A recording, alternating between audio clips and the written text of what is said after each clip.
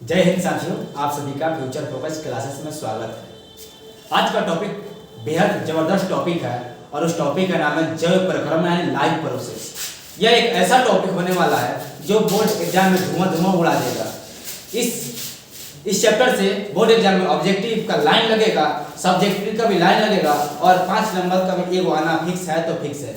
केवल इस चैप्टर को अगर आप पढ़ लेते हैं तो 17 नंबर पक्का कर लेंगे, 17 नंबर पक्का कर लेंगे। आज के लिए मोटिवेशनल है, रख हौसला वो मंजर भी आएगा, रख हौसला वो मंजर भी आएगा, प्यासे के पास चलकर समुंदर भी आएगा, तू थक कर न हार की मंजिल के मुसाफिर, मंजिल भी मिलेगी और मंजिल मिलने का मजा भी आएगा। तो आइए शुरुआत करते हैं। टॉपिक का नाम क्या है? जैव प्रक्रम यानी लाइफ प्रोसेस। आज स्टार्ट होने वाला है बायोलॉजी। तो पहले हम बायोलॉजी का बेसिक देखते हैं।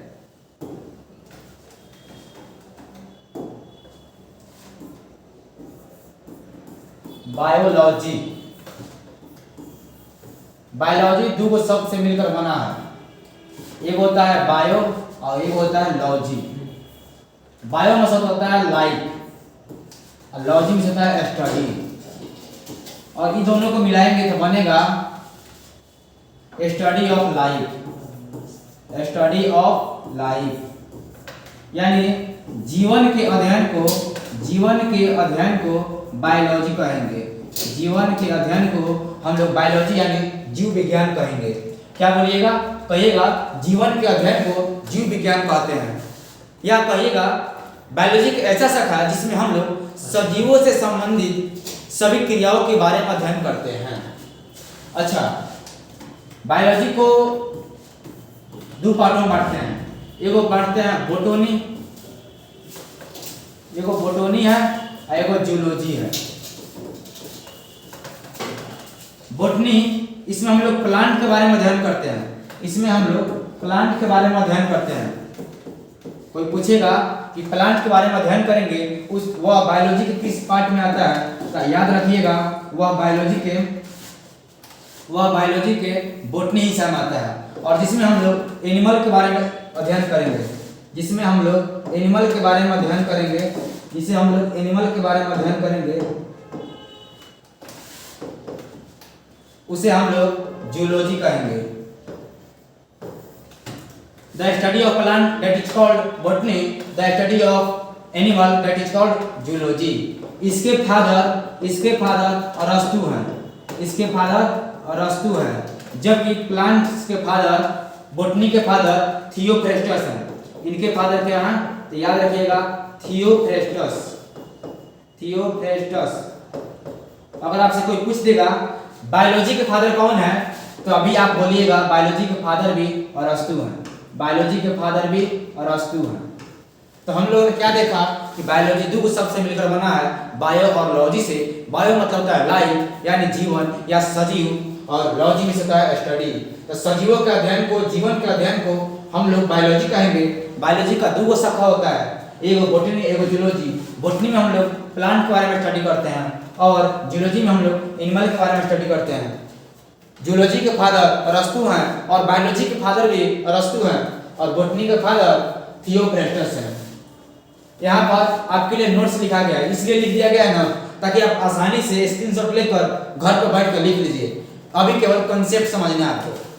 आइए, जीवन के अध्ययन को हम लोग जीव विज्ञान कहेंगे।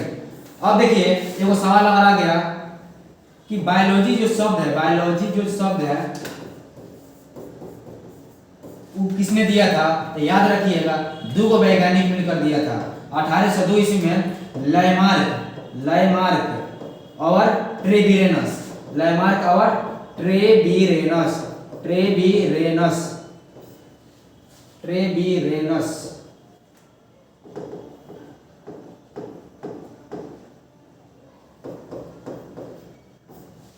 दो वैज्ञानिक लामार्क और ट्रेविरेनस ने मिलकर बायोलॉजी शब्द दिया था। चलिए आगे बढ़ते हैं। अब देखिए कोशिका के आधार पर हम लोग जीवों को दो भागों में बांटे हुए हैं। कोशिका के आधार पर हम लोग जीवों को दो भागों में बांटे हैं। एक होता है एक कोशिकीय, एक होता है एक कोशिकीय। एक कोशिकीय,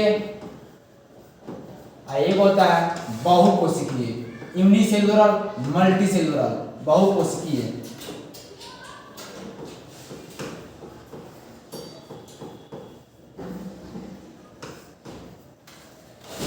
एक कोशिकीय का मतलब होता है जिसका शरीर एक कोशिका से मिलकर बना, या जिसके शरीर में एक कोशिका हो और जिसके शरीर में एक से ज्यादा कोशिका हो। एक से ज्यादा कोशिका हो उसे एक से ज्यादा उसे बहुकोशिकीय, और एक कोशिका हो तो उसे एक कोशिकीय जीव बोलेंगे। जैसे अमीबा, पैरामीशियम, एगुलेना, ये सब क्या है, याद रखिएगा, एक कोशिकीय जीव है। और मनुष्य, कुत्ता, बिलार, सियार, ये सब क्या है, तो बोलिएगा यह सब बहुकोशिकीय कोशिका है। अब आपके लिए एक होता है निर्जीव, एक होता है निर्जीव और एक होता है सजीव। हम लोग बचपन से एगो डिफिनेशन पढ़ते आ रहे थे निर्जीव और सजीव में, कि निर्जीव वह होता है जो श्वसन, निर्जीव वह होता है जो चलता है, निर्जीव वह होता है जो चलता नहीं है, जो घूमता नहीं है। इस सब डिफिनेशन को आप इरेज कीजिए, खत्म कीजिए, न्यू डिफिनेशन को आप फाउंड कीजिए। अब बोलना है सजीव वह होता है जो श्वसन की क्रिया नहीं करता है।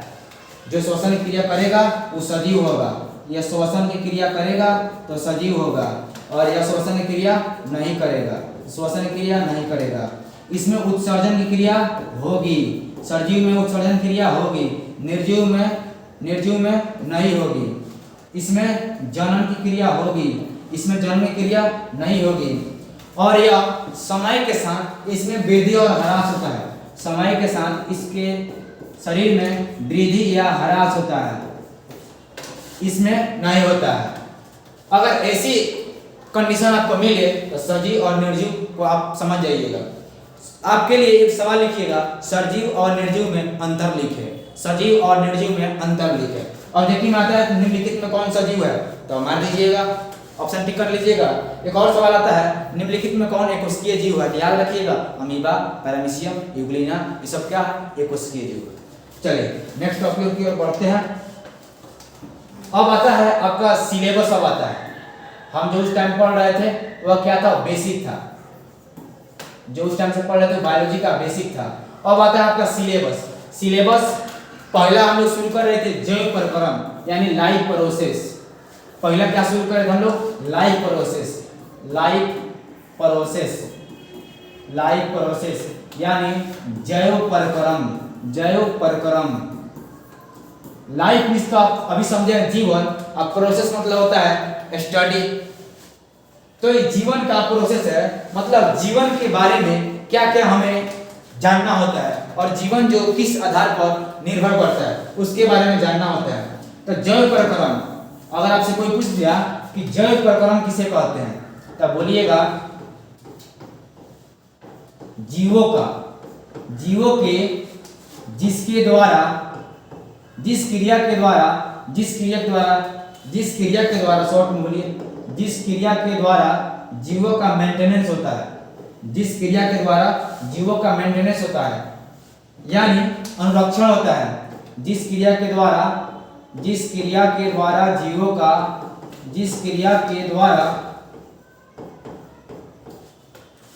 का मेंटेनेंस होता है यानी अनुरक्षण होता है, उसे हम लोग क्या बोलेंगे, तो उसे हम लोग जैव प्रक्रम बोलेंगे। या इसको एक और भाषा बोल सकते हैं, जीवों से संबंधित जो भी प्रोसेस होती है उसे जैव प्रक्रम बोलते हैं। और एक जीव में जैव प्रक्रम का निम्नलिखित प्रोसेस है, कौन कौन, तो आप बोलेंगे सर पोषण करना, जीवों का जैव प्रक्रम में आएगा, उत्सर्जन करना, श्वसन करना, उसके बाद में उत्सर्जन करना, श्वसन करना, समन्वय एवं नियंत्रण करना, जनन की क्रिया, आनुवंशिक, ये सब जैव प्रक्रम का हिस्सा है। इस सभी हिस्सा को अगर मिलाएंगे तो मेरा क्या बनेगा, तो बोलेगा सर यह बनेगा जैव प्रक्रम। तो जैव प्रक्रम क्या देखें आप लोग, तो जैव प्रक्रम एक लाइफ का मेंटेनेंस पार्ट है। तो मेंटेनेंस पार्ट में क्या क्या है? पोषण है, उत्सर्जन है, श्वसन है, समन्वय नियंत्रण है, जनन है और परिवहन है। अब हम लोग देखेंगे सबसे पहले जो मेरा लाइफ प्रोसेस का पहला हिस्सा था वो था पोषण। अब समझेंगे पोषण। पोषण आपके एग्जाम के लिए, आपके 10th क्लास एग्जाम के लिए, बोर्ड एग्जाम के लिए पोषण बहुत इंपॉर्टेंट है, सब्जेक्टिव और ऑब्जेक्टिव के लिए। कहता है निम्नलिखित में कौन सी पोषण है, तो आप वहां ऑप्शन रहेगा वहां टिक कर देंगे। या बोलता है कि स्वपोषण किसे कहते हैं या स्वपोषी किसे कहते हैं, प्राणी समभोजी किसे कहते हैं। इन सभी सवालों को जवाब देने के लिए हम लोग अगले 5 मिनट के अंदर रेडी हो जाएंगे। आइए समझते हैं पोषण होता क्या है। तो कहता है ऊर्जा प्राप्त करने के लिए, ऊर्जा प्राप्ति जिस विधि के द्वारा होता है, मतलब जिस विधि के द्वारा हमें ऊर्जा मिलती है, एनर्जी मिलती है, उसे हम लोग क्या बोलेंगे? पोषण बोलेंगे, न्यूट्रिशन बोलेंगे। या बोलिएगा सजीवों के टूटे फूटे कोशिकाओं या कोशिकाओं की वृद्धि के लिए हमें ऊर्जा की आवश्यकता होती है, वह ऊर्जा जिस विधि के द्वारा प्राप्त होता है वह पोषण कहलाता है। याद रखिएगा ना, सजीवों के टूटे फूटे कोशिकाओं की मरम्मत के लिए ऊर्जा की आवश्यकता होती है, वह ऊर्जा जिस विधि के द्वारा मिलता है उसे हम लोग पोषण कहते हैं। और जीवधारियों में पोषण की आवश्यकता क्यों होती है? तो आता है ऊर्जा प्राप्ति के लिए। पोषण का कंडीशन क्या होता है? तो ऊर्जा के लिए। पोषण की क्रिया क्या होता है? ऊर्जा के लिए। दूसरा बोलता है कि रोग क्षमता को दूर करने के लिए, रोग क्षमता को विकसित करने के लिए, मतलब रोग क्षमता को, जो रोग से लड़ने का क्षमता होता है ना, उसके लिए होता है। तीसरा होता है कोशिका के वृद्धि एवं विकास के लिए। कोशिका के वृद्धि एवं विकास के लिए हमें पोषण की आवश्यकता होती है। पोषण का 2 प्रकार होते हैं। पोषण के कितने प्रकार होते हैं? तो बोलिएगा 2। एक होता है स्वपोषण, एक होता है स्वपोषण, एक होता है स्वपोषण और दूसरा होता है परपोषण। एक होता है स्वपोषण और दूसरा होता है परपोषण। अब समझेंगे स्वपोषण क्या होता है। स्वपोषण क्या होता है अब समझते हैं। स्वपोषण मतलब होता है स्व मिस होता है स्वयं, स्व मिस होता है स्वयं या अपना, स्वयं या अपना। अभी अभी समझे हम लोग पोषण। तो पोषण मतलब ऊर्जा, खाना, भोजन। तो जो अपना भोजन कहिएगा पोषण का वैसा विधि, पोषण का वैसा विधि जिसमें जीव अपना भोजन स्वयं बनाते हैं, अपना भोजन स्वयं बनाते हैं, उसे हम लोग स्वपोषण कहते हैं। पोषण पर मतलब होता है पराया। पर मीन्स क्या बोलिएगा? पराया मतलब दूसरा। पोषण का वैसा विधि जिसमें जीव अपना भोजन दूसरे से प्राप्त करते हैं, अपना भोजन दूसरे से प्राप्त करते हैं। पोषण का वैसा विधि जिसमें जीव अपना भोजन स्वयं बनाते हैं उसे बोलिएगा स्वपोषण। और पोषण का वैसा विधि जिसमें जीव अपना भोजन दूसरे से प्राप्त करते हैं उसे बोलेंगे परपोषण। यहाँ डिफिनेशन लिखा गया है, आप उसको देख लीजिएगा। अब आगे आता है कि स्वपोषण के आधार पर जीवों को 2 भागों में बांटा गया है। स्वपोषण के आधार पर जीवों को 2 भागों में बांटा गया है। कौन कौन? तो आप बोलिएगा सर, एक होता है स्वपोषी, स्वपोषण के आधार पर चल रहे हैं। तो स्वपोषण के आधार पर एक होता है मृत जीव। स्वपोषण के आधार पर भी देख लेते हैं। आप कोई पूछेगा आपसे कि स्वपोषी किसे कहते हैं? स्वपोषी तो बोलिएगा वैसा जीव जो अपना भोजन स्वयं बनाता है उसे स्वपोषी कहते हैं। और पेड़ पौधा अपना भोजन स्वयं बनाते हैं, तो ये सवाल लिख लीजिए आप, बहुत बार आया हुआ है सब्जेक्टिव में, पौधे स्वपोषी होते हैं क्यों? स्वपोषण के आधार पर या स्वपोषी के आधार पर जीवों को 2 भागों में बांटते हैं। एक होता है मृत जीवी और एक होता है परजीवी। एगो मृत जीवी और एगो परजीवी। एक होता है मृत जीवी और एक होता है परजीवी। मृत मतलब होता है मरना। तो जो जीव अपना भोजन सड़े सड़े गले पदार्थों से प्राप्त करता है उसे हम लोग मृतजीवी पोषण बोलते हैं। जो जीव अपना भोजन सड़े गले पदार्थों से प्राप्त करता है उसे हम लोग मृतजीवी पोषण कहते हैं। और एग्जाम्पल में याद रखिएगा मशरूम। क्या याद रखिएगा? मशरूम। इसको बोलते हैं कुकुरमुत्ता। कुकुरमुत्ता बोलते हैं। क्या बोलते हैं? कुकुरमुत्ता। एक चीज याद रखिएगा, मशरूम एक ऐसा खाने योग्य पदार्थ होता है जिसमें सबसे अधिक प्रोटीन की मात्रा होती है। पनीर से भी अधिक प्रोटीन की मात्रा आप याद रखिएगा इसमें मशरूम में होती है। और मशरूम कैसा पोषण में आता है? याद रखिएगा मृतजीवी पोषण में आता है। कैसा? मृतजीवी। देखिएगा गाँवों में देखिएगा या बरसात में देखिएगा गोबर या रोड के किनारे एक उजला रंग का डंडा के ऊपर एक उजला रंग का छत्ता टाइप में हो जाता है, वही होता है मशरूम। आप क्या वही मशरूम लोग खाते हैं? नहीं, मशरूम की खेती होती है और मशरूम बहुत महंगा मिलता है और मशरूम में सबसे अधिक प्रोटीन होती है। अब समझना है परजीवी, तो वैसा स्वपोषी जीव जो अपना भोजन दूसरे से प्राप्त करता है यानी दूसरे पर निर्भर रहता है, दूसरे पर निर्भर रहता है। तो एग्जाम्पल में याद रखिएगा अमरबेल। क्या याद रखिएगा? अमरबेल। अमरबेल आप कहिए सर इसको ही बता दीजिए कहाँ देखेंगे? आप कभी आम के पेड़ को देखें? आम के पेड़ पर एक दूसरा पौधा निकल जाता है और उसका पत्ता गांव के लोग तोड़कर बकरी को खिलाते हैं, वही क्या? अमरबेल है। मतलब दूसरे पौधा पर यह अमरबेल निकल जाता है यानी दूसरे पर निर्भर है तभी ना। तो याद उसका उपयोग कहाँ करते हैं लोग?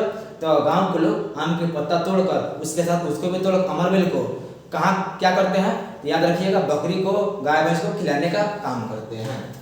तो मृतजीवी एग्जाम्पल याद रखिएगा, यह एग्जाम में बहुत बार आया हुआ है। मृतजीवी का एग्जाम्पल मशरूम। मशरूम क्या है? मृतजीवी है। अमरबेल क्या है? तो याद रखिएगा परजीवी है। अब आता है परपोषण। परपोषण हमने आपको समझाया था स्वपोषण। परपोषण क्या होता है? पर मिस होता है पराया, पर मिस होता है पराया। तो जो अपना भोजन, पराया मतलब दूसरा, जो अपना भोजन दूसरे से प्राप्त करता है, जो अपना भोजन दूसरे से प्राप्त करता है उसे क्या बोलेंगे? तो उसे बोलेंगे परपोषण। पोषण का वैसा विधि जिसमें जीव अपना भोजन अपना ना बनाकर दूसरे पर निर्भर रहते हैं उसे क्या बोलेंगे? तो उसे बोलेंगे परपोषण। अब आगे आता है परपोषी। परपोषी तो वैसा जीव जो अपना भोजन दूसरे से प्राप्त करता है, दूसरे से प्राप्त करता है। अच्छा एक चीज आपको क्लियर करते हैं यहाँ पे कि जैसे मान लीजिए एक आया था अभी अभी स्वपोषण, एक आया था स्वपोषी। आप कंफ्यूजन मत होइएगा। स्वपोषण और स्वपोषी क्या है? तो कहिए सर स्वपोषण एक प्रकार का विधि है और स्वपोषी एक प्रकार का जीव है। दोनों एक ही चीज है बट यह विधि है। मतलब कोई पूछेगा स्वपोषण किसे कहते हैं? तो बोलिएगा वैसा विधि जिसमें जीव अपना भोजन स्वयं बनाते हैं। स्वपोषी किसे कहेंगे? तो कहिएगा वैसा जीव। इसमें विधि बोलना है, इसमें जीव बोलना है। वैसा जीव जो अपना भोजन स्वयं बनाते हैं। उसी प्रकार हम देखे थे स्वपोषण, उसी प्रकार हम देखे थे परपोषण। अब देख रहा है परपोषण और उसी पर देख रहे थे हम लोग परपोषी। तो वैसा विधि जिसमें जीव अपना भोजन दूसरे से प्राप्त करते हैं और वैसा जीव जो अपना भोजन दूसरे से प्राप्त करते हैं, जो अपना भोजन दूसरे से प्राप्त करते हैं। अब देखिए परपोषण के आधार पर जीवों को 3 भागों में बांटा गया है। कितने भागों में? तो बोलिएगा सब 3 भागों में बांटा गया है। एक होता है मृतजीवी, एक होता है मृतजीवी, एक होता है परजीवी, और एक होता है प्राणी समपोषी या भोजी। प्राणी समपोषी, प्राणी समपोषी या भोजी। अब इसका डेफिनेशन समझिए। वैसा जीव जो अपना भोजन सड़े गले पदार्थों से प्राप्त करता है उसे मृतजीवी बोलेंगे। और यह क्या होता है? तो यह होता है एग्जाम्पल में याद रखिएगा कवक, बैक्टीरिया, प्रोटोजोआ। अच्छा उसके बाद में इसका एग्जाम्पल है परजीवी का। तो परजीवी जो होता है दूसरे पर निर्भर होता है। याद रखिएगा जू, खटमल। गांव में हम लोग जू को बोलते हैं ढील। जब देखिएगा आप लोग बाल मेमोरी में बाल में पड़ जाता है, जुआ बोलते हैं उसको। उस जुआ को हम लोग क्या बोलते हैं गांव में, तो उसको हम लोग ढील बोलते हैं कि ढील हो गई है। ढील से जो बच्चा होता है उसका बोलते हैं लीख, जू, खटमल, याद रखिएगा। और टेपवर्म, टेपवर्म, हुकवर्म, टेपवर्म याद रखिएगा। परजीवी क्या होता है, तो अपना भोजन दूसरे से प्राप्त करता है, दूसरे पर निर्भर रहता है। प्राणी समभोजी या प्राणी समपोषी क्या होता है, तो बोलिएगा जो जीव अपना भोजन ठोस या तरल के रूप में ग्रहण करता है, जो अपना भोजन ठोस या तरल के रूप में ग्रहण करता है उसे हम लोग प्राणी समपोषी बोलेंगे। जैसे मनुष्य, जैसे मनुष्य हम लोग जो भी खाते हैं सॉलिड और लिक्विड दोनों खाते हैं। मनुष्य हो गया, कुत्ता हो गया, बिल्ली हो गया, शेर हो गया इत्यादि याद रखिएगा। तो हमने बोला था कि 5 मिनट के अंदर आपको पोषण को समझा कर रखेंगे। एक बार रिवीजन करते हैं। पोषण क्या होता है, तो बोलिएगा पोषण होता है ऊर्जा प्राप्ति की विधि। दूसरा चीज, पोषण को 2 भाग में बांटा गया है, एगो स्वपोषण, एगो परपोषण। तो वैसा पोषण जिसमें जीव अपना स्वयं बनाएगा तो स्वपोषण, और दूसरे प्राप्त करेगा तो परपोषण। स्वपोषण के आधार पर जीवों को 2 मृत जीवी, परजीवी। जो स्वर्ण तरीके से प्राप्त करेगा उसे मृत जीवी, और जो दूसरे से प्राप्त करेगा उसे परजीवी। मृत जीवी के एग्जांपल मशरूम, परजीवी के एग्जांपल अमरबेल। उसी प्रकार जो अपना भोजन दूसरे से प्राप्त करेगा उसे परपोषण। परपोषण को 3 भागों में बांटा गया, कौन कौन, मृतजीवी, परजीवी, प्राणी संपोषी। मृतजीवी क्या करेगा, अपना भोजन सड़े गले से प्राप्त करेगा, वो क्या होगा, कवक, बैक्टीरिया, प्रोटोजोआ, ठीक है। परजीवी क्या होगा, जो अपना भोजन दूसरे से प्राप्त करेगा, क्या होगा, जू, खटमल, टेपवर्म, हुकवर्म। उसके बाद प्राणी संपोषी या भोजी क्या होता है, तो ये होगा प्राणी सम जो अपना भोजन ठोस या तरल के रूप में ग्रहण करता है उसे हम लोग प्राणी संपोषी कहते हैं। एग्जाम्पल में मनुष्य, कुत्ता, सियार, बिलार, बिल्ली, ये सब क्या है, शेर, बाघ, हिरन, ये सब क्या है, तो बोलेगा प्राणी संपोषी या प्राणी समभोजी। आपको हमने पढ़ाया और रिवीजन कराया इसलिए क्योंकि बोर्ड एग्जाम में सब्जेक्टिव भी आता है और ऑब्जेक्टिव भी आता है। आइए नेक्स्ट टॉपिक की ओर बढ़ते हैं। पौधे किस विधि द्वारा अपना भोजन प्राप्त करते हैं, तो अभी अभी पढ़े हैं स्वपोषण विधि द्वारा। अब पौधे किस जीव के श्रेणी में आते हैं, तो बोलिएगा स्वपोषी जीव के। इसीलिए आपको एक सवाल लिखवाए थे कि लिखिए पौधे स्वपोषी होते हैं क्यों। पौधे किस विधि से द्वारा अपना भोजन बनाते हैं, तो याद रखिएगा प्रकाश संश्लेषण। अपना भोजन किस विधि के द्वारा बनाते हैं, प्रकाश संश्लेषण, संश्लेषण, संश्लेषण, प्रकाश संश्लेषण यानी फोटोसिंथेसिस। फोटोसिंथेसिस ये क्या होता है, यह बड़ी इंपॉर्टेंट है बोर्ड एग्जाम के लिए, ऑब्जेक्टिव और सब्जेक्टिव दोनों के लिए। ये होता क्या है, ये होता है जब हरे पेड़ पौधे, जब हरे पेड़ पौधे, जब हरे पेड़ पौधे, जब हरे पेड़ पौधे सूरज के प्रकाश की उपस्थिति में, सूरज के प्रकाश की उपस्थिति में, और हरे पेड़ पौधे सूरज के प्रकाश की उपस्थिति में जल, कार्बन डाइऑक्साइड को लेकर जो अपना भोजन बनाते हैं वह क्या बनता है, तो बोलिएगा ग्लूकोज बनता है या कार्बोहाइड्रेट बनता है। और उसके साथ अपवाद में क्या निकलता है, याद रखिएगा ऑक्सीजन की मात्रा निकलती है। यानी पेड़ पौधे जब भोजन बनाते हैं तो उसके लिए उत्सर्जन में या अपवाद में या उसका ऑक्सीड पदार्थ होता है ऑक्सीजन, लेकिन मनुष्य के लिए ऑक्सीजन रामबाण है। ऑक्सीजन के बिना जीवन असंभव है। तो हरे पेड़ पौधे सूरज के प्रकाश और क्लोरोफिल, क्लोरोफिल और जल और कार्बन डाइऑक्साइड शॉर्ट में CO2 को मिलाकर अपना भोजन जो बनाते हैं, तो अपना भोजन क्या बनाते हैं, तो अपना भोजन बनाते हैं C6H12O6। इसको क्या बोलेंगे, याद रखिए ग्लूकोज बोलेंगे। क्या बोलेंगे, ग्लूकोज बोलेंगे या कार्बोहाइड्रेट, कार्बोहाइड्रेट, कार्बोहाइड्रेट बोलेंगे। और साथ में क्या देते हैं, याद रखिएगा साथ में H2O और O2 के मात्रा देते हैं। इसके लिए रिएक्शन याद रखिएगा 6CO2 और 12H2O मिलकर प्रक्रिया करते हैं। यहाँ आता है सनलाइट यानी सूरज का प्रकाश, यहाँ होता है क्लोरोफिल, क्लोरोफिल और बनाता क्या है, C6H12 और O6 और साथ में H2O और O2 देते हैं। C6H12 को कार्बोहाइड्रेट बोलते हैं। अब एग्जांपल एक लिखिएगा कमेंट बॉक्स में, चीनी का फॉर्मूला क्या होता है, चीनी का फॉर्मूला क्या होता है। दूसरा एग्जांपल लिखिएगा, मिल्क ऑफ मैग्नीशिया का सूत्र क्या होता है, मिल्क ऑफ मैग्नीशिया का सूत्र क्या होता है। अगर ये सूत्र आपको नहीं आता है तो आप chemistry chapter 2 acid base and salt का चैप्टर देखिए फ्यूचर फोकस का एप्लीकेशन पर, या यूट्यूब चैनल पर आपको मिलेगा सूत्र जो एग्जाम के लिए बेटर। याद रखिएगा 6CO2 और H2O क्लोरोफिल और सूर्य के प्रकाश के साथ जब मिलकर अब रिएक्शन करते हैं तो अपना भोजन बनाते हैं। अपना भोजन क्या बनाएंगे, कार्बोहाइड्रेट, और क्या बनाएंगे, उसको कार्बोहाइड्रेट क्या बोलते हैं, ग्लूकोज, और ऑक्सीजन अपवाद के रूप में छोड़ते हैं। यहाँ डेफिनेशन लिखा गया है, आप देख लीजिएगा।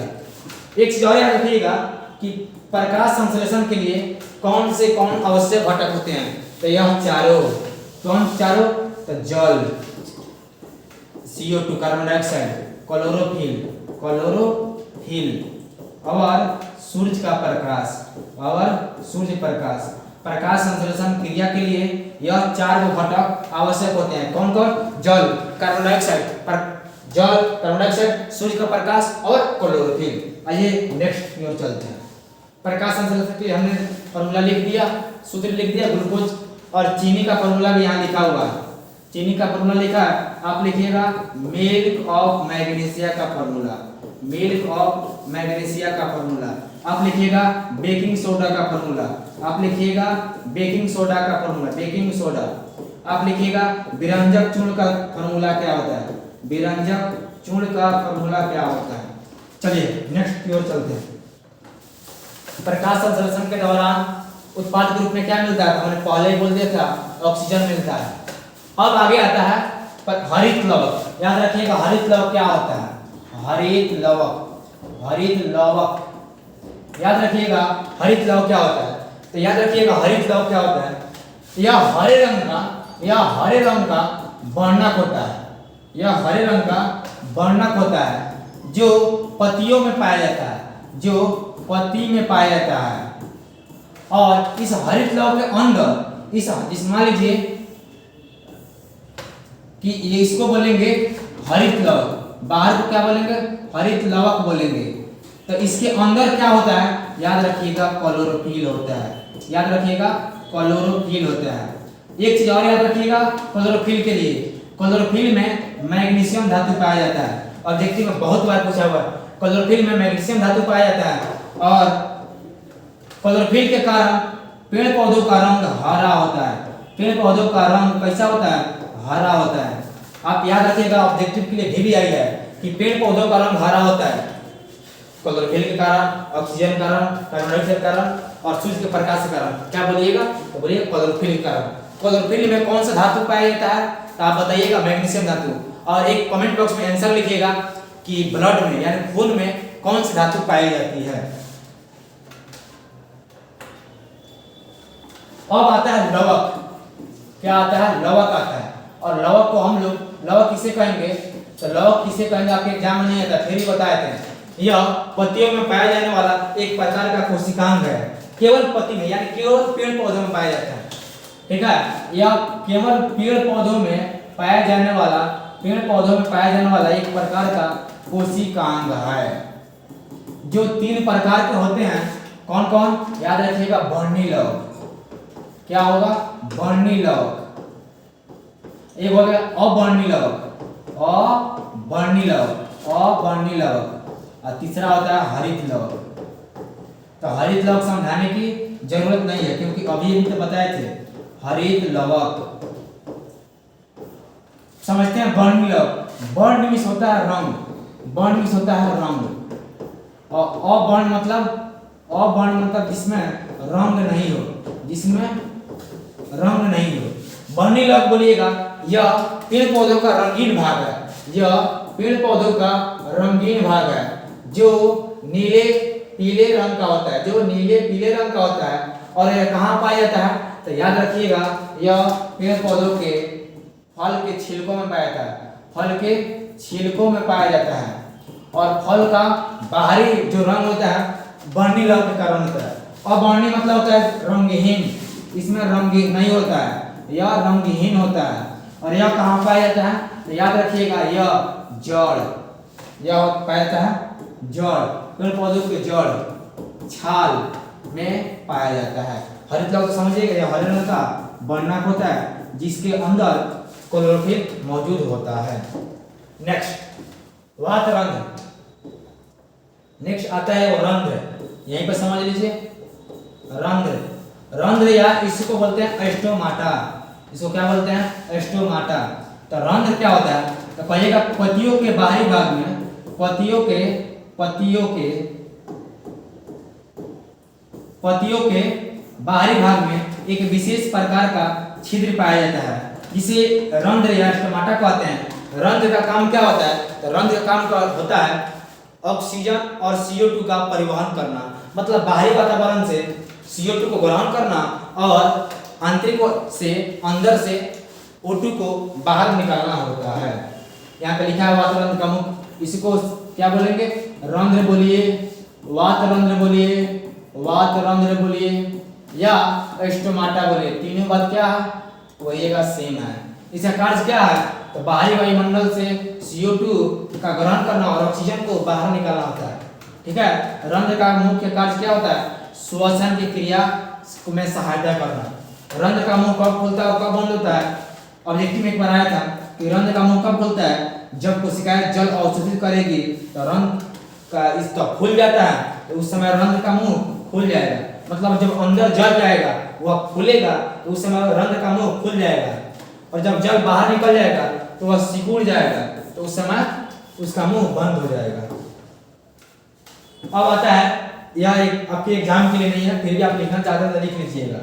यह आपके एग्जाम के लिए नहीं है, यह भी एग्जाम के लिए नहीं है, यह भी एग्जाम के लिए नहीं है, यह भी एग्जाम के लिए नहीं है। यह क्या था? जैसे हमने आपको बताया था ना कि प्रकाश संश्लेषण के लिए CO2, H2O,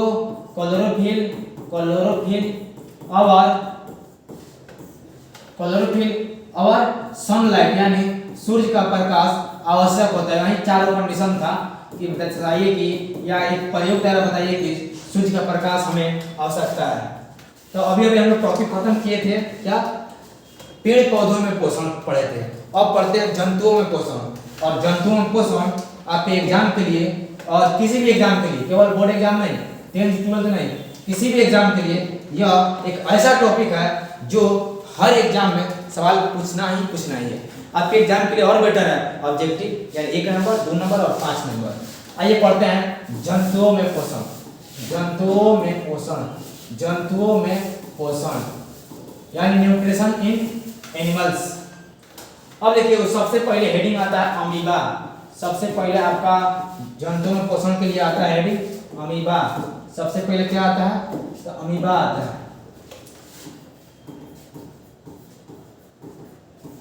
अमीबा के बारे में याद रखिएगा, ऑब्जेक्टिव बनता है कि अमीबा कैसा जीव है? तो एक कोशिकीय जीव है, क्योंकि इसका शरीर एक कोशिका से मिलकर एक कोशिकीय जीव है। और एक याद रखिएगा, इसका आकार अनिश्चित होता है। इसका आकार कैसा होगा? याद रखिएगा, अनिश्चित होता है। इसका आकार कैसा होगा? अनिश्चित होगा। यह कहाँ मिलता है? यह मृदु जलीय जगह पर मिलता है। कॉल पर जो काई देखे हैं वही अमीबा है। और अमीबा का आकार कैसा होता है? अनिश्चित। कैसा घुमा दीजिए, अमीबा हो गया, बस अमीबा। बीच में होता है क्या होता है? केंद्रक होता है। याद रखिएगा ना, कॉय अमीबा एक कोशिकीय जीव है और यह मृदु जलीय एवं अनिश्चित आकार का होता है। अमीबा का हो गया फिगर। अमीबा अपना भोजन, याद रखिएगा, अमीबा अपना भोजन कूटपाद के द्वारा ग्रहण करता है। अमीबा अपना भोजन कूटपाद के द्वारा ग्रहण करता है। ऑब्जेक्टिव के लिए भी आई है। अब अमीबा में भोजन का पचना 3 चरणों में होता है। कौन कौन? याद रखिएगा, अंतर्ग्रहण, याद रखिएगा, अंतर्ग्रहण। इसके बाद में होता है पहला कंडीशन अंतर्ग्रहण, दूसरा कंडीशन था पाचन, और तीसरा कंडीशन है बहिष्करण। तो अमीबा में भोजन का पाचन यानी भोजन का पोषण या पाचन 3 चरणों में होता है। कौन कौन? तो बोलिएगा, अंतर्ग्रहण, पाचन, बहिष्करण। ऑब्जेक्टिव देगा निम्नलिखित में कौन से अमीबा का पोषण नहीं होता है? देगा अंतर्ग्रहण, पाचन और बहिष्करण, और तीसरा चौथा ऑप्शन देगा कि इनमें से कोई नहीं, तो क्या मारिएगा, इनमें से कोई नहीं। या मान लीजिए वहीं पर ऑप्शन आ गया इनमें से सभी, तो क्या मारिएगा, इनमें से सभी मारिएगा। यह तीनों विधि द्वारा उसमें पोषण की क्रिया होती है। एक होता है भोजन रसधानी, क्या होता है, तो मान लीजिए जब अमीबा भोजन को क्या आता है, भोजन रसधानी, भोजन रसधानी क्या होता है, जब अमीबा के उत्पाद आपस में आकर मिल जाते हैं, जब अमीबा के उत्पाद आपस में आकर मिल जाते हैं, जब सभी उत्पाद आपस में आकर मिल जाते हैं, आपस में आकर मिल जाते हैं, तो उसे हम लोग भोजन रसधानी कहते हैं। अब आता है पैरामीशियम। पैरामीशियम और अमीबा बड़ी इंपॉर्टेंट है बोर्ड एग्जाम के लिए। पैरामीशियम,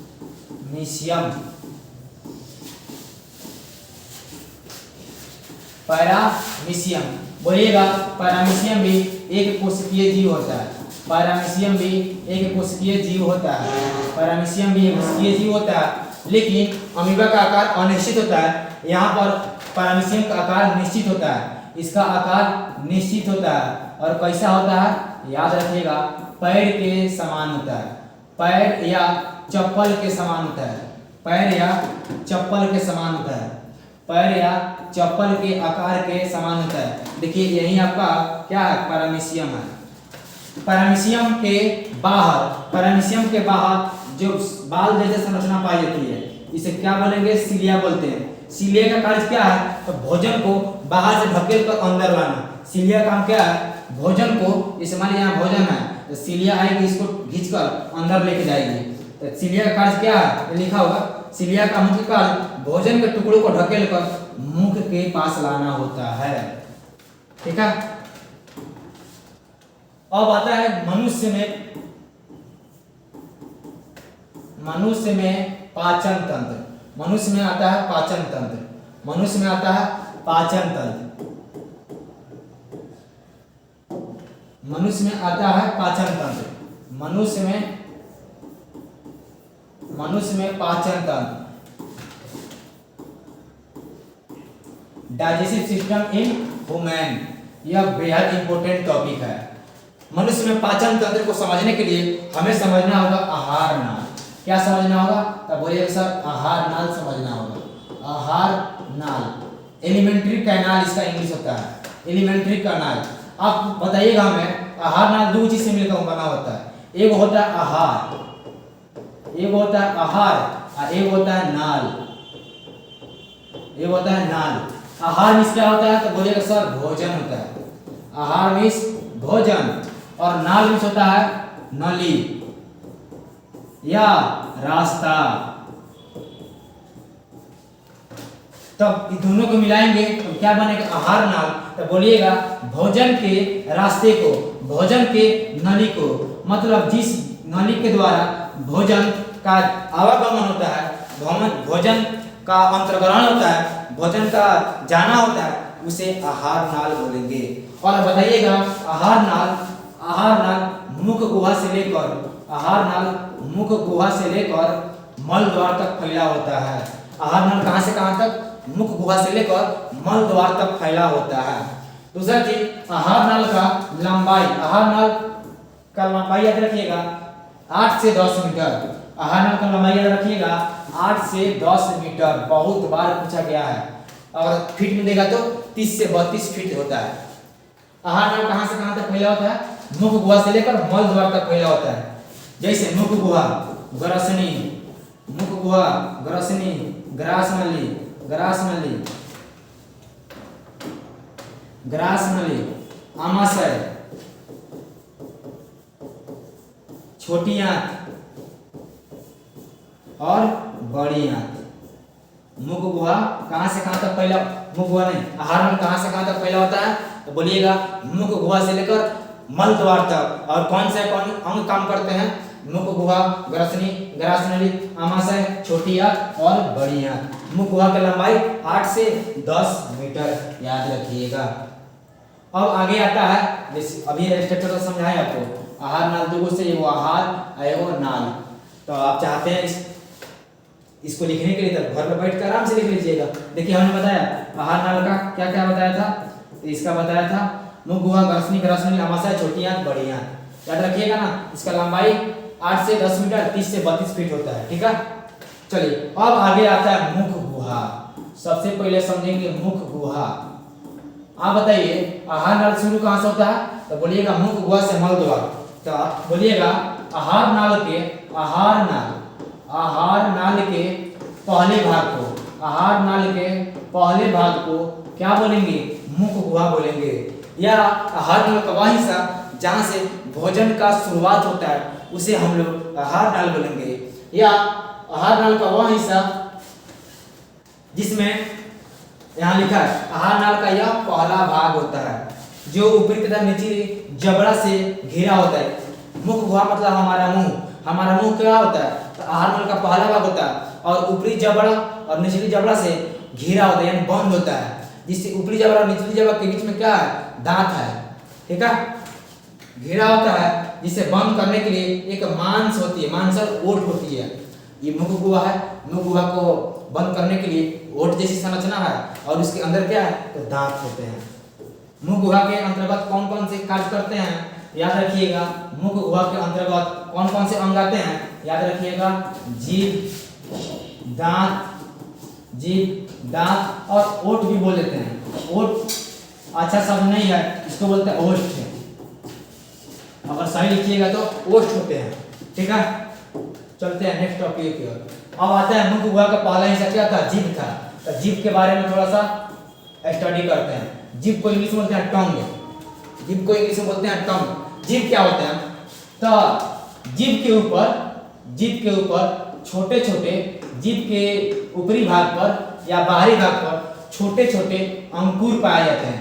छोटे छोटे अंकुर पाए जाते हैं जिसे हम लोग स्वाद कलिया बोलते हैं। स्वाद कलिया के कारण ही हम लोग भोजन के टेस्ट के बारे में पता लगाते हैं। कोई पूछेगा स्वाद कलिया किसे कहते हैं, तो बोलिएगा जीभ के ऊपर छोटे छोटे अंकुर पाए जाते हैं, उसे हम लोग स्वाद कलिया कहते हैं। स्वाद कलिया का कार्य क्या है, तो स्वाद कलिया का कार्य है भोजन के स्वाद के बारे में पता लगाना। ठीक है, यहाँ लिखा है जीभ एक मुलायम मांसल से रचना होती है, इसका एक सिरा स्वतंत्र, जीभ का एक सिरा स्वतंत्र मतलब खुला होता है और दूसरा सिरा चूड़ा होता है मतलब बंद होता है। जैसे पीछे वाला जो सिरा है ना, अब उसको हम लोग आगे पीछे नहीं कर सकते हैं, लेकिन जो आगे हिस्सा होता है ऊपर नीचे छोट बड़ा भी कर सकते हैं। वही बोला एक सिरा स्वतंत्र होता है, दूसरा सिरा फर्श से जुड़ा होता है यानी बंद होता है। अब आगे आता है जीभ के ऊपर पाए जाने वाले छोटे छोटे अंकुर को क्या कहते हैं, ये ऑब्जेक्टिव सवाल है। जीभ के ऊपर छोटे छोटे अंकुर को क्या बोलेंगे, क्या बोलेंगे सर, स्वाद कलिया बोलेंगे। स्वाद कलिया को बोलते हैं टेस्ट बड्स। अब आता है मेन चीज, यह मान लीजिए सपोज दैट आपका जीभ है, ये सपोज आपका जीभ है। अब आया जीभ का जो हिस्सा होता है वो टेस्ट का कैसे पता लगाता है, तो टेस्ट का पता कैसे लगाता है, तो स्ट्रक्चर को आप याद रखिएगा। ये स्ट्रक्चर क्या है, पार्श्व भाग, इसको बोलेंगे पार्श्व भाग। दोनों पार्श्व भाग में नमकीन का टेस्ट का पता लगाता है। अगर मीठा चीज खाएंगे तो उसके सबसे अगला हिस्सा होता है, और कड़वा चीज खाएंगे, कड़वा चीज का ये तो नमकीन हो गया। पार्श्व भाग में नमकीन और सबसे पिछले भाग को कड़वा या तीखा, और सब मीठा हिस्सा को कहाँ, तो जीभ के आगे। और जीभ के बीच में कोई किताब लिखता है कि जीभ के बीच में किसी भी टेस्ट का पता नहीं लगता है, और कोई किताब लिखता है कि खट्टे चीज के बारे में पता लगाता है। तो याद कीजिए मेरे साथ, जीभ के आगे वाला हिस्सा से मीठा, पीछे से कड़वा, मीठा कड़वा या तीखा, मीठा याद रहेगा ना, मीठा का उल्टा तीखा, तो आगे मीठा तो पीछे तीखा, साइड में नमकीन और बीच में खट्टा। याद हुआ ना। चलिए नेक्स्ट टॉपिक पर चलते हैं। स्वाद कलिया किसे कहते हैं, तो हमने बता ही दिया। मुख गुहा के अंतर्गत कितने दांत होते हैं, एक स्वस्थ मनुष्य के मुख गुहा के अंतर्गत कितना दांत होते हैं, याद रखिएगा 32 दांत होते हैं। कितना दांत होते हैं, याद रखिएगा 32 दांत होते हैं। दांत के प्रकार देखना है। दांत के प्रकार, पहले दांत के समझते हैं। दांत के जो ऊपरी परत होता है ना, दांत का जो ऊपरी परत होता है, जो कैल्शियम फॉस्फेट CA3PO4 का होल ट्वाइस, PO4 का होल ट्वाइस, PO4 का होल ट्वाइस, इसे कैल्शियम फॉस्फेट बोलते हैं। दांत के ऊपरी परत को कैल्शियम फॉस्फेट का बना होता है, जिसे हम लोग इनेमल बोलते हैं। क्या बोलते हैं? इनेमल। कोई आपसे पूछेगा, दो सवाल का जवाब दीजिएगा। कोई पूछेगा आपसे कि दुनिया का सबसे कठोर पदार्थ क्या होता है, तो मारिएगा हीरा। दुनिया का सबसे कठोर पदार्थ हीरा। हमने इसका जवाब केमिस्ट्री चैप्टर 2 में दिया था, आप जाकर उस वीडियो को जरूर देखिएगा। और कोई पूछेगा मनुष्य के शरीर का सबसे कठोर हिस्सा क्या होता है, तो बोलिएगा इनेमल। इनेमल क्या होता है? दांत के ऊपरी परत को इनेमल बोलते हैं, जो कैल्शियम फॉस्फेट का बना होता है। फिर से याद कीजिएगा, सबसे कठोर पदार्थ हीरा, सबसे कठोर हिस्सा शरीर का, तो बोलना है इनेमल। ठीक है। अब दांत होते हैं 4 प्रकार के। दांत कितने प्रकार के? 4। याद रखिएगा, कृंतक, रदनक, चवर्णक, अग्रचवर्णक, चवर्णक, अग्रचवर्णक, अग्रचवर्णक, और चौथा होता है चवर्णक। दांत के कितना प्रकार? याद रखिएगा, कृंतक। दांत का कितना प्रकार? याद रखिएगा, कृंतक होते हैं। दांत का फॉर्मूला होता है 21-23। कितना फॉर्मूला होता है? 21-23, और नीचे भी 21-23, क्योंकि ऊपर जो हिस्सा, नीचे भी 2 हिस्सा, और 4 से मल्टीप्लाई कर दीजिए, तो 2 3 2 5 6 2 8, 8 4 32, यानी ऊपर 2 से मल्टीप्लाई करेंगे तो ऊपर वाला, और नीचे 2 से मल्टीप्लाई करेंगे तो नीचे वाला, या डायरेक्ट 4 से गुना कर देंगे 21-23 में, तो 32 को दांत हो जाएगा।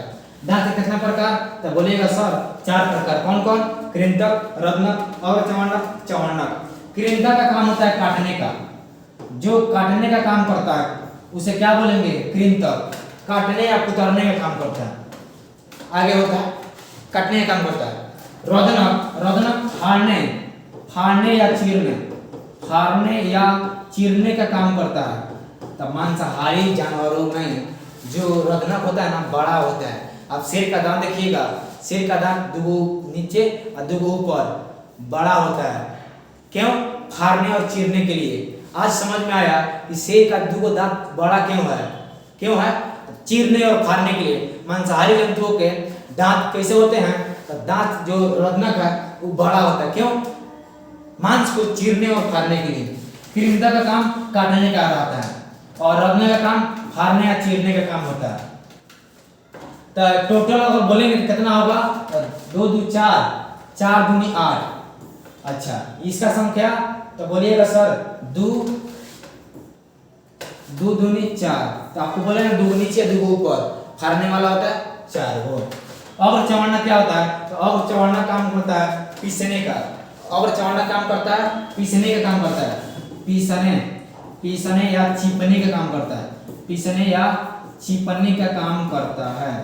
कोई देखिए कुछ पदार्थ को काटना रहता है तो आगे से काटेंगे, चिपना रहेगा तो पीछे से, यहाँ से काटना रहेगा तो आगे से उतार देते हैं। काटना मतलब उतारना, इसका भी काम वही होता है।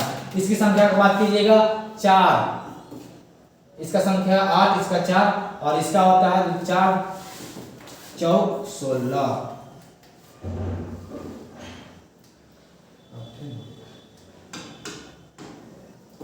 और इसका संख्या 3 3 6 गुना 12।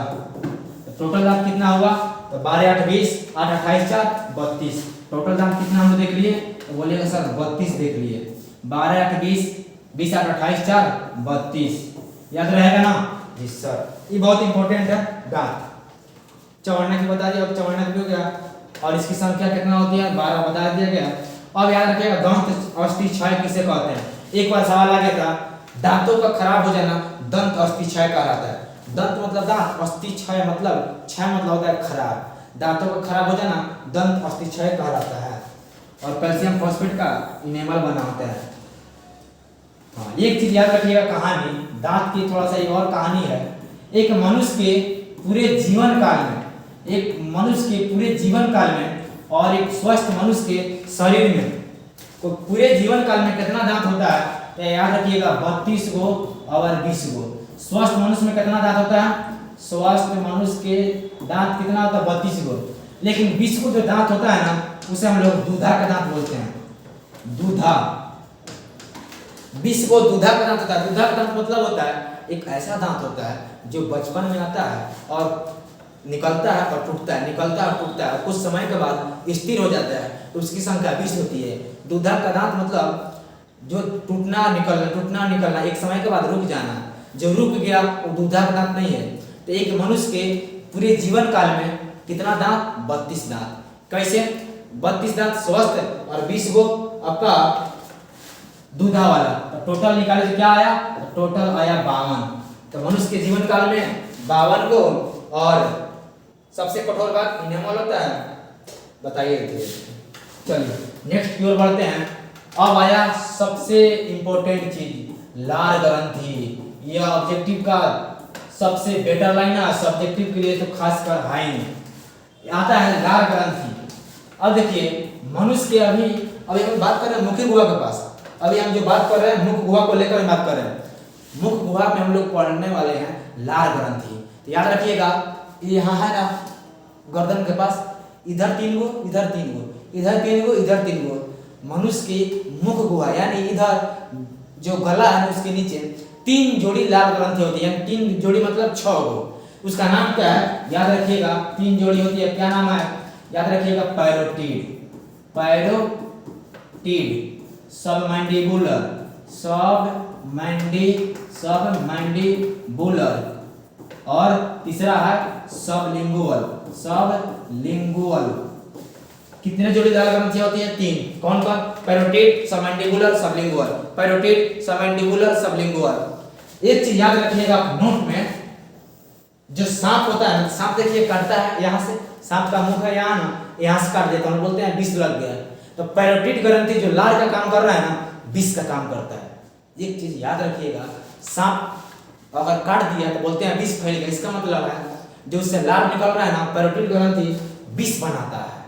पैरोटिड ग्रंथि विष बनाने का कार्य करता है। किसमें? सांप में। तो आप बोलिएगा लार ग्रंथि कितना? Parotid, submandibular, sublingual. लार का मुख्य कार्य क्या है? लार का मुख्य कार्य बोलिएगा भोजन को सानना, भोजन को सानना या लेई बनाना।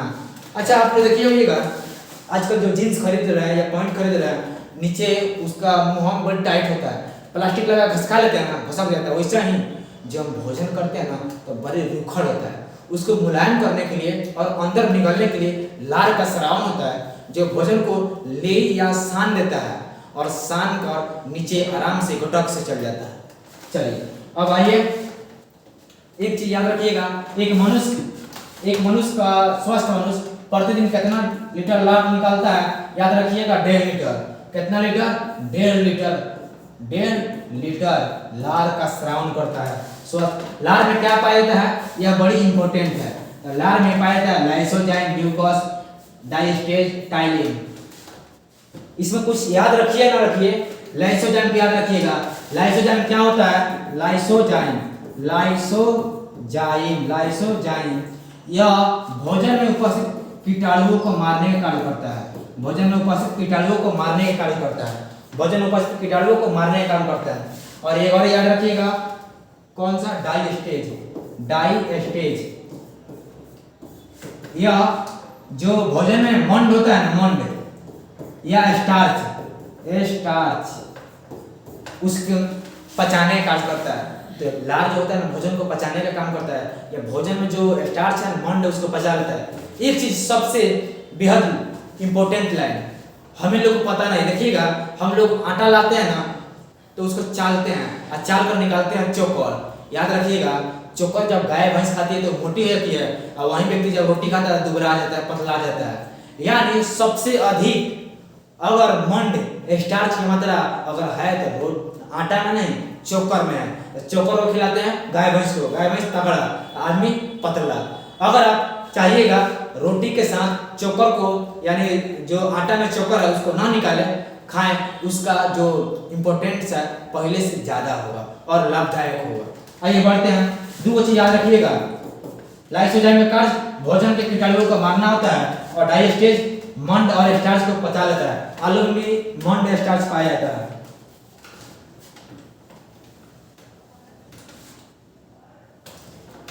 अब आ गया है, अब आ गया है ग्रसनी। आ गया है ग्रसनी। ये क्या होता है? तो हम लोग देखे थे मुख गुहा के बाद, मुख गुहा के बाद क्या शुरू हुआ था? मुख गुहा के बाद ग्रसनी, ग्रसनी के बाद ग्रास नली, ग्रास नली के बाद आमाशय, आमाशय के बाद छोटी आंत और उसके बाद बड़ी आंत। ग्रसनी क्या है? इसको बोलते हैं फायरिंग्स। ग्रसनी मुख गुहा का पिछला भाग है, यह मुख गुहा का पिछला भाग है। मुख गुहा के पिछला भाग यानी मुख गुहा का बाद का जो भाग आता है उसे हम लोग ग्रसनी बोलते हैं। और इसमें दो छिद्र होते हैं। इसमें कितना छिद्र? दो गो। एक होता है कंठ द्वार, एक होता है कंठ द्वार और एक होता है निगल द्वार, एक होता है निगल द्वार, निगल द्वार। याद रखिएगा कंठ द्वार से ऑक्सीजन जाता है यानी श्वसन की क्रिया होती है, जबकि निगल द्वार से भोजन जाता है। निगल द्वार से भोजन का जाना होता है और कंठ द्वार से श्वसन की क्रिया होती है। जैसे मान लीजिए कि यह गला हुआ, उसके बाद में ऐसे ऐसे हिस्सा बन जाता है। आप बताइए एक एक नली से ना भोजन आ रहा है क्या? मान लीजिए भोजन इधर चल गया, मान लेते हैं ये कंठ द्वार है, कंठ द्वार है और ये आपका निगल द्वार है, निगल द्वार है। तो आप जानते हैं कंठ द्वार में श्वसन यानी एयर जाता है, ऑक्सीजन या CO2, और निगल द्वार में भोजन जाता है। क्या ऐसा संभावना हो सकता है ना कि भोजन इधर जाना है और भोजन इधर आ गया? ठीक है, अच्छा ये संभावना हो सकता है एयर जाना इधर कभी इधर आ गया, संभावना हो सकता है? नहीं, ऊपर वाले ने बड़ी सोच समझ कर बनाए थे। तब क्या होता है उसको देखते हैं। देखिए यहीं पर एक ढक्कन होता है, यहीं पर क्या होता है? एक ढक्कन होता है। उस ढक्कन का नाम होता है एपिग्लॉटिस। उस ढक्कन का नाम क्या है? एपिग्लॉटिस। तो आप कहिएगा सर एपिग्लॉटिस का कार्य बता दीजिए। तो एपिग्लॉटिस का कार्य है अगर भोजन अगर ग्रसनी से होते हुए आगे जा रहा है तो वह कंठ द्वार को बंद कर देगा, यहीं पर रहता है, कंठ द्वार को बंद करेगा और भोजन आराम से चल जाएगा निगल द्वार में। और उसका दूसरा काम है कि जब एयर श्वसन की क्रिया होगी यानी सांस जब जाएगा तो कंठ द्वार को खुला और निगल द्वार को बंद कर देगा। बोलिए जय हो। आगे बढ़ते हैं। एपिग्लॉटिस का कार्य क्या देख लीजिए कि कंठ द्वार के ऊपर एक मांसल से रचना होती है जो भोजन को श्वास नली में जाने से रोकता है। चलिए अब आगे आता है मुख गुहा के बाद ग्रसनी, ग्रसनी के बाद ग्रास नली, ग्रास नली। तो बोलिएगा ग्रसनी से बाद जो मिलता है उसे बोलेंगे ग्रास नली या लाल से सना हुआ भोजन। ग्रसनी के ठीक बाद जहां जाएगा लाल से सना हुआ भोजन निगल द्वार के बाद जिस स्थान पर पहुंचेगा उसे क्या बोलेंगे? लाल से सना हुआ भोजन निगल द्वार के बाद अब जहां पहुंचेगा उसे नाम देंगे ग्रास नली।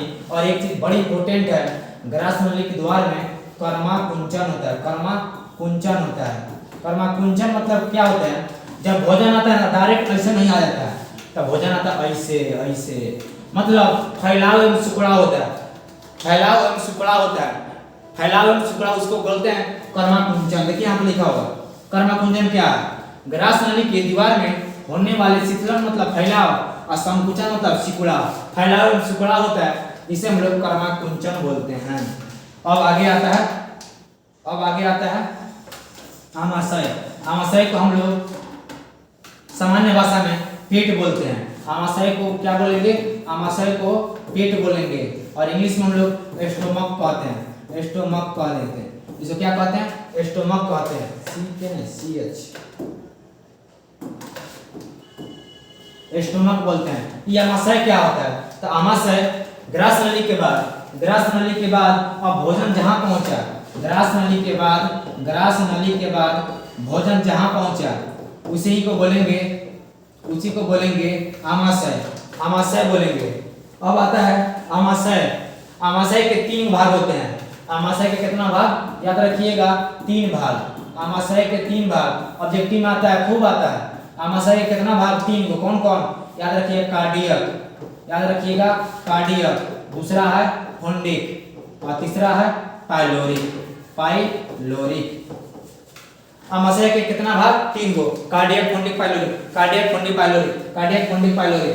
कार्डियक क्या काम का है? भोजन को अम्लीय बनाना, भोजन को अम्लीय बनाना। तो कोई पूछेगा भोजन, एक चीज याद रखिएगा, भोजन का दो स्वरूप होता है, लेकिन भोजन का अम्लीय स्वरूप कहाँ होता है? तो बोलिएगा पेट में। इसका मतलब हमारे पेट में कोई अम्ल होगा तब ना, हाँ अम्ल होता है। उस अम्ल का नाम क्या है? हाइड्रोक्लोरिक अम्ल। हमारे पेट में प्रतिदिन रोजाना हाइड्रोक्लोरिक अम्ल का स्राव होते रहता है। कभी कभी हाइड्रोक्लोरिक अम्ल का मात्रा बढ़ गया तो उसी को बोलेंगे एसिडिटी। उसको दूर करने के लिए एक प्रचार आता है, 6 सेकंड में गैस को करे खत्म, 6 सेकंड में पेट के अम्लीयता को करे खत्म। उसका नाम क्या है? इनो। उसे ही मिल्क ऑफ मैग्नीशिया बोलते हैं, जिसका पीएच मान 10.5 होता है और वह क्षार होता है। कोई भी एसिड बेस से रिएक्शन करता है, कोई एसिड बेस से रिएक्शन किया तो क्या बन जाएगा? न्यूट्रल। यानी हमारे पेट में गैस हुआ, हमने इनो पिया, दोनों एसिड और बेस रिएक्शन किया तो क्या हुआ? खत्म, यानी न्यूट्रल। याद रहेगा ना? चलिए, हुंडी का काम क्या है? भोजन को 4 घंटा रोकना। कोई पूछा आपसे कि भोजन 4 घंटा कहाँ रुकता है? तो बोलिएगा आमाशय। आमाशय के कौन सा हिस्सा? खुंडिक में। भोजन अम्लीय होता है कहाँ? तो बोलिएगा कार्डियक में। ठीक है, आइए पाइलोरिक से निकलता है जठरस, पाइलोरिक से निकलता है जठरस। याद रहेगा ना? पाइलोरिक से क्या निकलता है? तो जठरस निकलता है। आमाशय बड़ी इंपॉर्टेंट है, याद रखिएगा। अब आगे आता है जठरस। तो जठरस में याद रखिएगा एक चीज कि जठरस में क्या क्या मिलता है?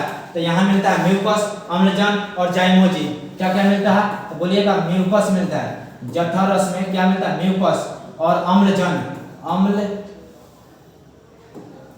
अम्लजन और जाइमोजिन, जाइमोजिन। जठरस में क्या होता है? जठरस में क्या क्या मिलता है? तो बोलिएगा जठरस में मिलता है म्यूकस, अम्लजन और जाइमोजिन। जठरस में कौन कौन से तत्व पाए जाते हैं? तो याद रखिएगा हाइड्रोक्लोरिक अम्ल, म्यूकस, एप्सिनोजेन पाए जाते हैं। प्रतिदिन कितना लीटर जठरस आता है? 3। प्रतिदिन कितना लार आता है? कमेंट में जरूर लिखिएगा। प्रतिदिन कितना लार आता है और कितना जोड़ी होते हैं जरूर कमेंट में लिखिए। चलिए, पेप्सिनोजेन क्या है? तो HCl निष्क्रिय पेप्सिनोजेन को जिस एंजाइम बदलता है, ये एग्जाम में नहीं आता है लेकिन आता है लाइपेज। लाइपेज वसा क्या करता है? लाइपेज जो होता है ना, वह होता है अम्लजन, अम्लजन और वसा को तोड़ता है। ठीक है, चलिए अब आगे आता है पेप्टोन। एक और सबसे इंपॉर्टेंट है, बैक्टीरिया नाशक एंजाइम क्या होता है? तो HCl होता है। कहाँ होता है? पेट में होता है। पेट में भोजन कैसा होता है? अम्लीय होता है। अल्सर याद रखिएगा, बड़ी इंपॉर्टेंट है। और होता कैसे है और होता कब है? जब हम बिना कुछ खाए अधिक समय तक काम करते रह जाते हैं तो उसी को बोलते हैं अल्सर। उसी का दूसरा नाम पेप्टिक अल्सर। या किसको होता है? तो जो व्यक्ति बिना भोजन किए हुए ढेर समय तक, ढेर देर तक कार्य करता है। अब समझते हैं इस कहानी को। देखिए, हमें हमेशा ऊर्जा की आवश्यकता होती है। हम भोजन करें या ना करें, हमें हमारे शरीर का जो कोशिका होते हैं उसे ऊर्जा चाहिए, पोषण की क्रिया करना है उसे। तो क्या होता है ना, जब हम भोजन किए तो उससे एनर्जी बन के हमारे बॉडी में स्टोर हुआ। क्या होता है ना कि अधिक समय तक भोजन को नहीं करें तो वह एनर्जी का लेवल जो होता है खत्म हो जाता है और कोशिका को तो ऊर्जा चाहिए। तो वह कोशिका आमाशय की जो दीवार होती है उसको लगती है चूसने और उस समय वहाँ गड्ढा बन जाता है। उसी को बोलते हैं पेप्टिक अल्सर। कब होता है? अधिक समय तक जब भोजन ना करें और कार्य करते रहे। ठीक है, चलिए अब आगे आता है वसा से पाचन करने वाले एंजाइम को क्या बोलते हैं? गैस्ट्रिक एंजाइम बोलते हैं। यह इंपॉर्टेंट नहीं है? हाँ, एक चीज याद रखिए, काइम।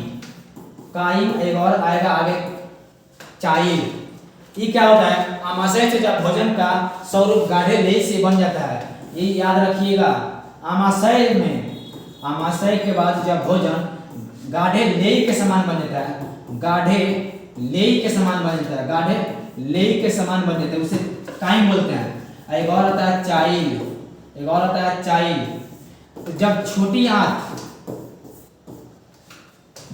आंत कोई बोलेगा चाइल किससे संबंधित है? बोलिएगा छोटी आंत से। यह बहुत बार ऑब्जेक्टिव में पूछा गया है, चाइल किससे संबंधित है? तो बोलिएगा छोटी आंत से। किससे संबंधित होता है? तो छोटी आंत से होता है। चलिए नेक्स्ट टॉपिक क्या है? तो नेक्स्ट टॉपिक होता है छोटी आंत, जो बेहद इंपॉर्टेंट है। छोटी आंत यानी स्मॉल इंटेस्टाइन, स्मॉल इंटेस्टाइन। छोटी आंत आहार नाल का, छोटी आंत आहार नाल का, छोटी आंत आहार नाल का सबसे बड़ा भाग है, सबसे बड़ा भाग है, सबसे बड़ा भाग है। और इसकी लंबाई होती है 6 से 8 मीटर। हमने आहार नल का देखा था 8 से 10 मीटर, यह अकेले 6 से 8 मीटर है। मतलब 6 तिरका 18 मतलब 20 फीट के करीब में है। मतलब 20 फीट यहीं ले लिया है। 30 से 32 फीट में 20 फीट हमारा छोटी आंत है। अब देखिए सर 20 फीट हमारे शरीर में कैसे अट गया? तो जी होता है स्प्रिंग, देखें आप लोग, देखिए स्प्रिंग होता है छोटा होके इतने होता है, खींचिएगा ना तो लंबा हो जाता है। वैसे ही जो छोटी आंत होता है ना तो ऐसे ऐसे होता है, स्प्रिंग जैसा होता है। हमारे शरीर में कैसा होता है? स्प्रिंग जैसा होता है। छोटी आंत आहार नाल का सबसे बड़ा हिस्सा होता है, जो बेलनाकार होता है, जो 6 मीटर लंबा होता है और 2.5 सेंटीमीटर चौड़ा होता है। इसका लंबाई की बात कीजिएगा तो हमने बोल दिया 6 से 8, लंबाई बोलिएगा 6 से 8 और चौड़ाई का जब बात कीजिएगा तो ये होगा 2.5 सेंटीमीटर। 2.5 सेंटीमीटर मतलब 1 इंच, हाँ 1 इंच, 2.5 सेंटीमीटर मतलब 1 इंच होता है। 1 इंच मतलब वही बोले आपको नली जैसा होता है, ठीक है। चलिए अब आगे बढ़ते हैं। छोटी आंत के कितना भाग होता है? छोटी आंत का बोलिएगा 3 भाग होता है। छोटी आंत का कितना भाग? तो बोलिएगा 3 भाग होता है। छोटी आंत का 3 भाग। आप बताइए कि आमाशय का कितना भाग? तो हम बताते हैं 3 गो। आप कमेंट बॉक्स में लिखिए कौन कौन से है। छोटी आंत का 3 भाग कौन कौन है? तो बोलिए ग्रहणी, क्या बोलना है? ग्रहणी, जेजुनम, जेजुनम और तीसरा है इलियम, तीसरा है इलियम। ग्रहणी जेजुनम इलियम, ग्रहणी जेजुनम इलियम, ग्रहणी जेजुनम इलियम। ग्रहणी क्या होता है? यह आगे वाला भाग होता है, यह आगे वाला भाग होता है। यह इलियम होता है पीछे वाला भाग होता है। और ग्रहणी और इलियम के बीच में जो होता है उसे क्या बोलेंगे? तो उसे हम लोग जेजुनम बोलेंगे, उसे हम लोग जेजुनम बोलेंगे, उसे हम जेजुनम बोलेंगे। चलिए अब आगे आता है लीवर। सबसे इंपॉर्टेंट क्या है? तो लीवर, लीवर बड़ी इंपॉर्टेंट है। लीवर क्या होता है? यह हमारे शरीर का सबसे बड़ा ग्रंथि है। ऑब्जेक्टिव का भी है सवाल। शरीर का सबसे बड़ा ग्रंथि, शरीर का सबसे बड़ा ग्रंथि लीवर होता है। इसका वेट 1.5 kg के लगभग होता है। कितना होता है? 1.5 kg। लार कितना आता है? तो बोलिएगा 1.5 kg आता है। जठर रस कितना आता है? 3 kg आता है। और लीवर का वेट कितना आता है? 1.5 kg। स्वस्थ मनुष्य के मुख में कितना दांत? 32 गो। मनुष्य के पूरे जीवन काल में कितना दांत? 52 गो। दूधा का दांत 20 गो। आइए लीवर की आकृति कैसा होती है? लीवर का आकृति त्रिभुजाकार होती है। लीवर कैसा होता है? त्रिभुजाकार होता है, ठीक है। अब आगे आता है पित्त का काज, पित्ताशय, गाल ब्लैडर बोलते हैं इसको, पित्ताशय। पित्ताशय क्या है? तो पित्त को रखने के लिए, पित्त को रखने के लिए एक थैली है। पित्ताशय एक थैली है जिसके अंदर पित्त भरा होता है। आप बताइएगा, हम आपको अभी वही बताए थे, हमारे पेट में, हमारे पूरे बॉडी में भोजन का 2 गो प्रकृति होता है, एगो अम्लीय एगो क्षारीय। तो पेट में भोजन का कैसा प्रकृति होता है? अम्लीय। जब वो भोजन और छोटी आंत के पास गया, लीवर के पास गया, और वहीं लीवर के पास एगो गाल ब्लैडर है, पित्ताशय, पित्त के थैली है जो भोजन को क्षारीय कर देती है। मतलब जो पेट बनाकर भोजन अम्लीय भेजा था वह क्षारीय कहाँ हो गई? पित्ताशय के पास। कौन किया? तो पित्त किया। पित्त क्या करता है? पित्त क्षारीय होता है और भोजन को क्षारीय कर देता है।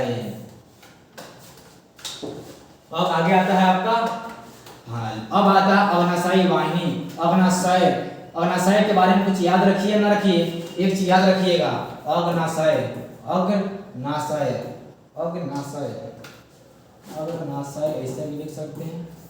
अग्नाशय के बारे में कुछ याद हो या ना हो, एक चीज याद रखिएगा, बीटा सेल। इंसुलिन के कमी से कौन सा रोग होता है? तो बोलिएगा इंसुलिन। इंसुलिन के कमी से कौन सा रोग होता है? तो आप बोलिएगा इंसुलिन की कमी से शुगर होता है। कौन होता है? शुगर होता है। उसको कंट्रोल कौन करता है? तो वह बीटा सेल कंट्रोल करता है। और किससे संबंधित होता है? तो अग्नाशय से, पैंक्रियाज से संबंधित होता है। चलिए अब आगे बढ़ते हैं बड़ी आंत के बारे में। छोटी आंत के बारे में देख लिए, अब आते हैं बड़ी आंत के बारे में। बड़ी आंत क्या कहता है? बड़ी होता है बिग इंटेस्टाइन या लार्ज इंटेस्टाइन होता है। यह होता है छोटी आंत का अगला भाग। छोटी आंत का अगला भाग या आहार नाल का सबसे अंतिम भाग क्या होता है? तो बोलिएगा बड़ी आंत होता है। क्या होता है? बड़ी आंत होता है। और बड़ी आंत के दो भाग होते हैं, एक होता है कोलन, एक होता है कोलन, एक होता है रेक्टम या मलाशय। रेक्टम, मलाशय। छोटी आंत के तीन गो भाग देते हैं। कौन कौन? ग्रानी, जचना, इलियम। बड़ी आंत के को भाग? दो गो, कोलन और मलाशय होता है। कोलन और मलाशय। बड़ी आंत के जो ऊपर का भाग होता है, बड़ी आंत का जो ऊपरी का भाग होता है, वो उसे कोलन बोलते हैं। और कोलन को भी तीन भागों में बांटा गया है। कौन कौन? तो याद रखिए, ऊपरीगामी कोलन, अनुप्रस्थ कोलन, अधोगामी कोलन। अब आता है मलाशय किसे कहते हैं? तो अधोगामी कोलन के बाद, यानी कोलन के ऊपरी भाग को कोलन नहीं, बड़ी आंत के ऊपरी भाग को कोलन, और बड़ी आंत के जो कोलन है पहला हिस्सा, उसका एक अंतिम सिरा को हम लोग मलाशय बोलते हैं। बड़ी आंत के द्वारा जल का अवशोषण होता है। कुछ ऑब्जेक्टिव आपके लिए VBI लिखते हैं।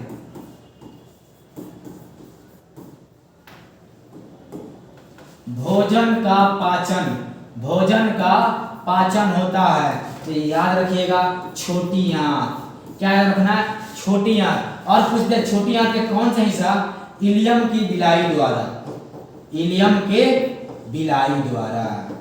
याद रखिएगा, बहुत VBI सवाल है कि भोजन का पाचन होता है तो छोटी आंत, भोजन का पाचन होता है छोटी आंत, इलियम के बिलाई द्वारा। और जल का अवशोषण होता है, और जल का अवशोषण होता है, जल का अवशोषण होता है कहाँ? याद रखिएगा, जल का अवशोषण होता है बड़ी आंत से। क्या याद रखिएगा? बड़ी आंत।